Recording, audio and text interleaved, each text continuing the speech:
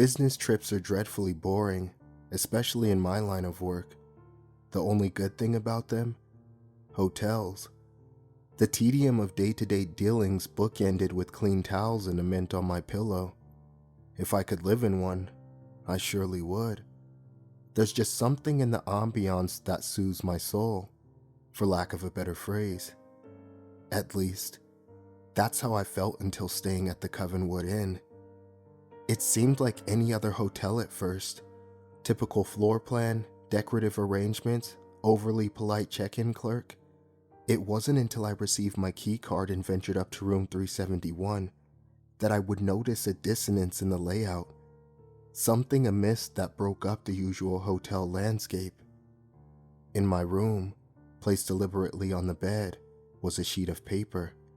Restrictions printed on official Covenwood Inn stationery. Room 371 rules. Rule number 1, no television after 9 p.m. Rule number 2, only accept incoming calls on the room phone.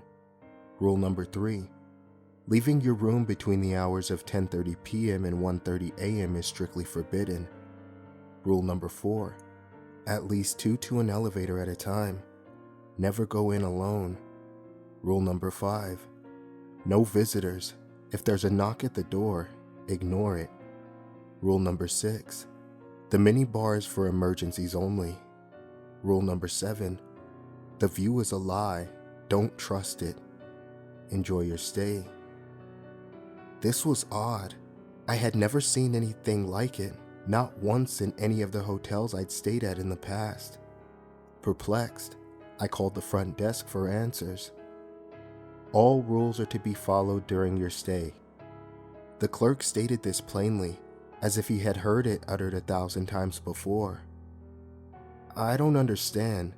What emergency would warrant use for the minibar? Why can't I watch TV after 9? What does the view is a lie even mean? I was offered the same reply, spoken with the same tone as before, not unlike a recording. All rules are to be followed during your stay. And that was it. No answers, no explanation. Assuming it was some sort of strange hotel humor I was unfamiliar with, I threw the list on the bedside table and forgot all about it. Until later that night. As I laid in bed, watching the 10 o'clock news, something completely out of the ordinary happened. The reporter began scratching at her face, a little at first, but then a lot. Her motions became aggressive and skin began peeling. Blood dripped from the wounds as she continued to relay her report without missing a beat. No one seemed to notice or react to her appearance. Eventually, she froze in place and stared at the camera. Then, a close-up of her face, grotesque and mangled.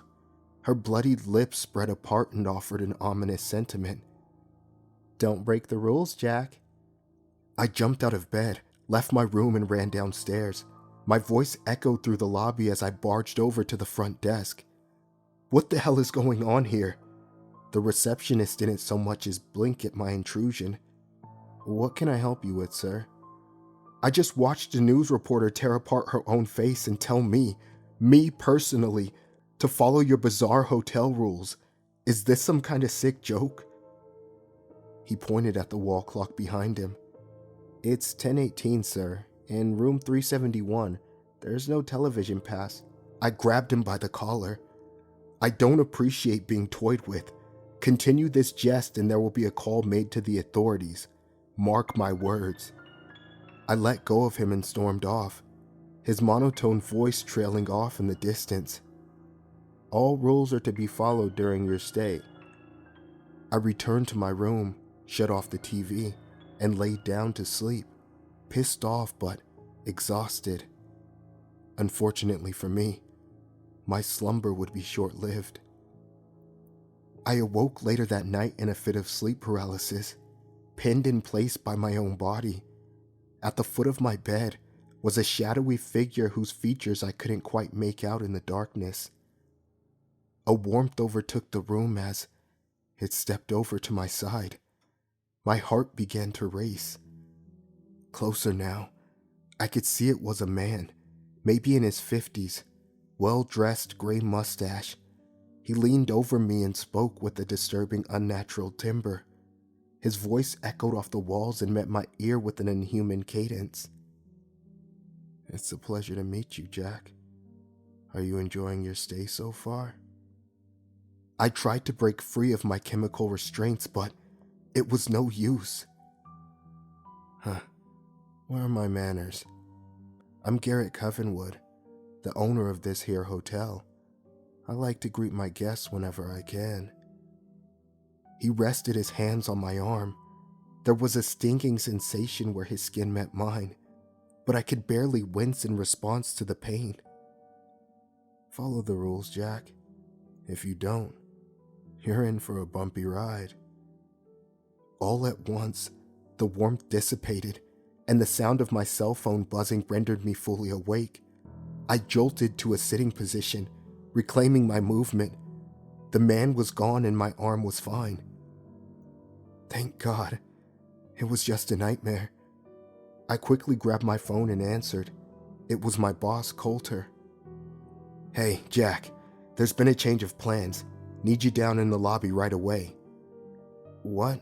What for?" I asked somewhat groggily. "No time to waste. Hurry up." I looked at the time.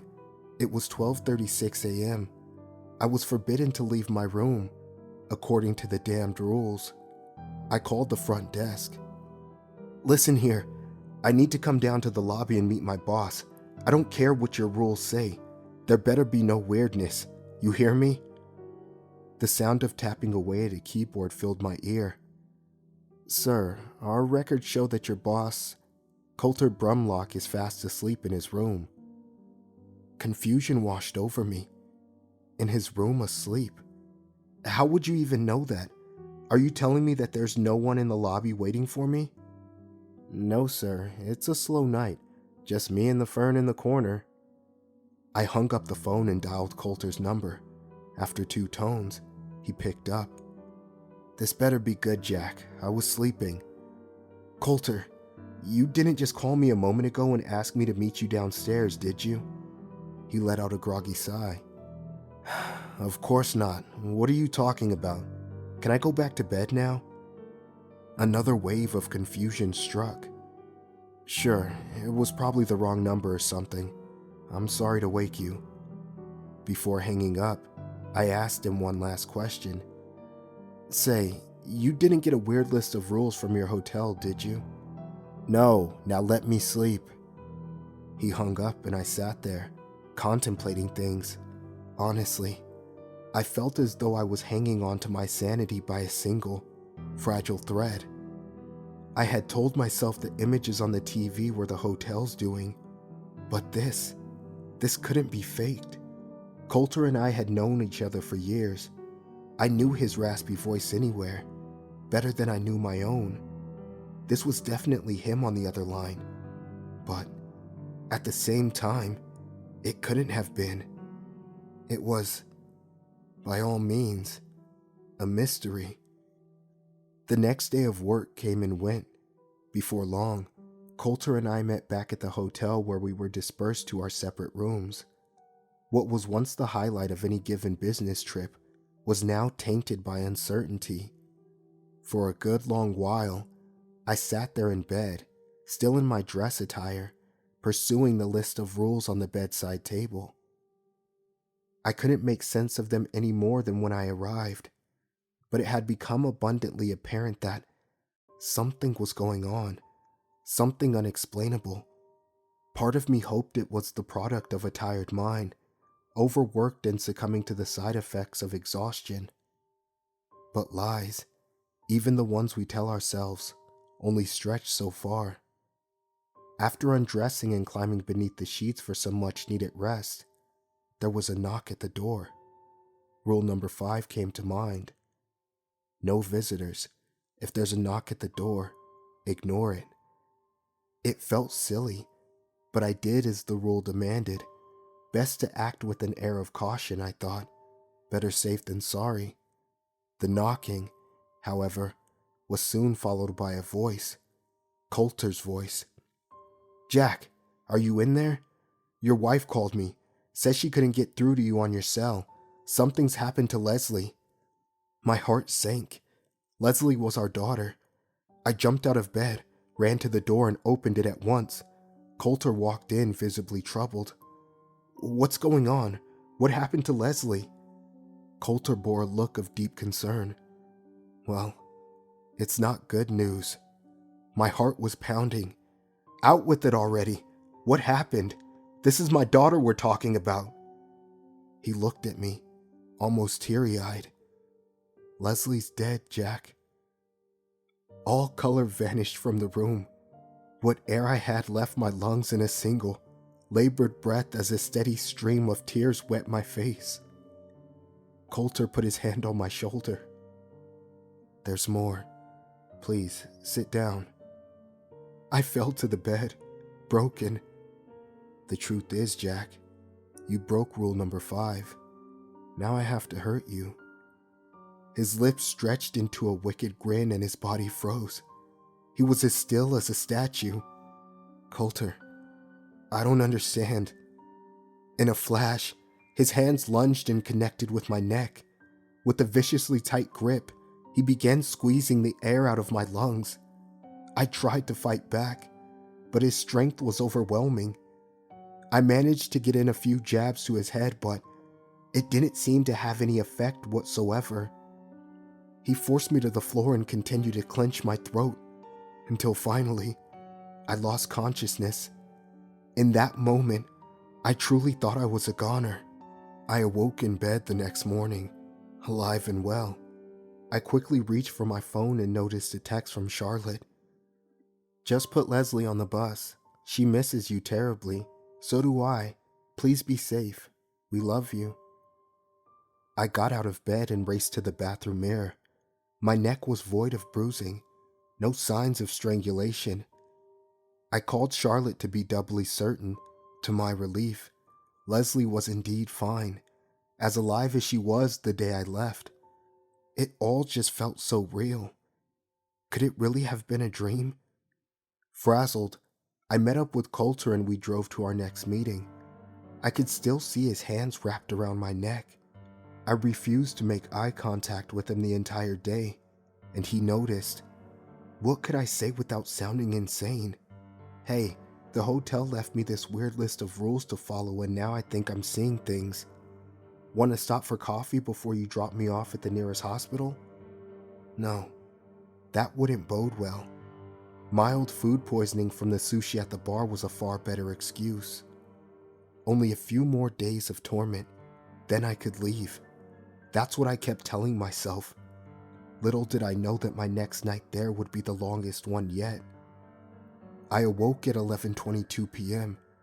according to the blinking display of the alarm clock on the desk across the room. As my eyes adjusted, I noticed a faint, orange light dancing on the wall, pouring in through a gap in the curtains. I pulled myself out of bed and walked over to the window to identify the source of the light. What I saw was absolutely horrifying. The hotel was ablaze, an enormous fire engulfing the ground floor. The flames grew to great heights and touched the glass in front of me before I had the nerve to turn away and make a run for it. In leaving my room, I yelled to warn the other guests. "Fire! There's a fire! We need to leave at once!" No one joined me in the hall. There was no sound at all coming from within any of the rooms on the floor. Had everyone already evacuated? Was I the only one inside? I opened the first door in reach. It was unlocked. Inside was the reporter from the TV, her face still dripping red, a blood stain on the carpet below. "You should have followed the rules, Jack." I slammed the door shut and moved on. In the next room was Coulter. I watched him strangling a copy of me before his head turned and we locked eyes. He threw my lifeless body to the floor and started running to my position. "You can't hide, Jack." I closed the door and ran to the next. The room contained yet another impossibility. The worst one yet. It was my wife and daughter, standing at the door. Their eyes were vacant. drained of all human emotion. I watched astonished as their skin burned to a crisp before my eyes. Charlotte spoke first. "We miss you terribly, Jack." Leslie chimed in after. "When will you be home, Daddy?" I couldn't escape them. These horrors were around every corner. In a last-ditch effort to run away from my troubles, I bolted to the nearby elevator. The button was jammed, but I kept pressing it. I looked down the hall to see the reporter, Coulter, my wife and daughter all walking towards me. Come on. Work, you piece of crap, work!" Finally, the button gave way and the doors opened. I hopped into the metal box and pushed the button for the first floor. The doors closed just as the ragtag team of zombies closed the gap between us. I slid to the floor, on the verge of a heart attack. The ride down offered no solace, no lull in the supernatural calamity I faced. Without warning, the elevator dropped, plunging to the depths of the hotel, far deeper than I thought possible. I gripped the railing as tight as I could, as the light wavered in and out of life. In between flickers, Garrett appeared before me. "You've broken almost every rule, Jack. This is what happens. You'll destroy us all if you're not careful." He vanished. The light left with him. Knowing my death was fast approaching, I closed my eyes and thought of Charlotte and Leslie. I could see them playing outside in the rain on the day I left. It was always heartbreaking to say goodbye, and this would be no different. I held on to their memory and braced for impact as the elevator neared the end of its descent. Garrett's booming voice entered my mind and broke the trance. "Wake up, Jack!" Jarred. My eyes opened and I fell back, landing on the floor. The unique abrasiveness of the carpet brushed against my skin. I was no longer in the elevator. Upon taking a deep breath and gathering my wits, the familiar surroundings set in. I had inexplicably been transported back to room 371. As I looked around in disbelief, happy to be alive, I noticed the list in my hand. Rule number 1 was now circled. "The view is a lie. Don't trust it." It took a minute to register, but I now know what it meant. The view through the window. There was never any fire. It was just another ploy to get me to leave the room, and I foolishly took the bait. My eyes darted to the alarm on the desk. It was 1:47 a.m., meaning it was now safe to leave. I needed to get the hell out of there, and fast. I stood up, marched to the door, and grabbed the knob. It was hot to the touch, burning hot. I pulled my hand back instinctively to avoid the harsh heat. I then noticed the charred wood on the bottom of the door's frame, indicating a fire. Real fire. But how? I thought the view had deceived me. I looked back to the list for answers and noticed a postscript scribbled in pen. "You should have followed the rules, Jack. You did this. Now we all have to suffer." My eyes scanned the page for more clues, to no avail. They kept landing on rule number 7. In addition to being circled, it was underlined with striking red ink. Why did my attention need to be drawn there? Was it just gloating? Or something more? That's when it hit me. I walked over to the window and peered outside. The fire raged outside my room, but the world below seemed unaffected. No flames, no firefighters, no one running out of the hotel. Just a plain parking lot, traffic on the main road, and trees in the distance. As normal a view one could hope to expect from this particular vantage point. But the view was a lie. I tried opening the window, but an unseen force closed it shut on my fingers. I screamed and pulled them back. In a great deal of agony, I lifted the chair at the desk and threw it against the wall. It shattered, revealing the world outside for what it really was. I saw the fiery wall below and heard the guests screaming in peril. There was indeed a fire, and I was truly in danger. Still in pain, I picked up the list and looked at Rule 6. The minibar is for emergencies only. This was certainly in an emergency. Without any time to waste, I opened up the minibar next to the desk. Inside were no drinks or food, only a small black box with a red button affixed to its surface. I pulled it out and placed it on the bed. There was now smoke seeping in the room through the outline of the doorway. Looking over the list again, there were no further instructions, nothing at all pertaining to the box. There was only one course of action left to take. I closed my eyes and pressed the button as hard as I could, putting my life in its hands. Memories played in my mind like a film reel running in reverse. The day's events followed by the previous, and so on. I relived all of the fear and torment in a matter of seconds, until eventually, my eyes opened, and I found myself in line with Coulter at the front desk, waiting to check in. This place isn't too shabby, Jack. Better than the last one, at least. I can't explain how, but I was back in the hotel lobby on the first day of the business trip, the day we checked in. Say, Jack, what happened to your hands? I looked down and saw the bruises left by the window. Oh, it's nothing. Slammed them in the car door, that's all. Both of them? He was cut off by the check-in clerk greeting me. I was now at the front of the line. Do you have a reservation, sir? I stared at him for a while, remembering everything that had happened.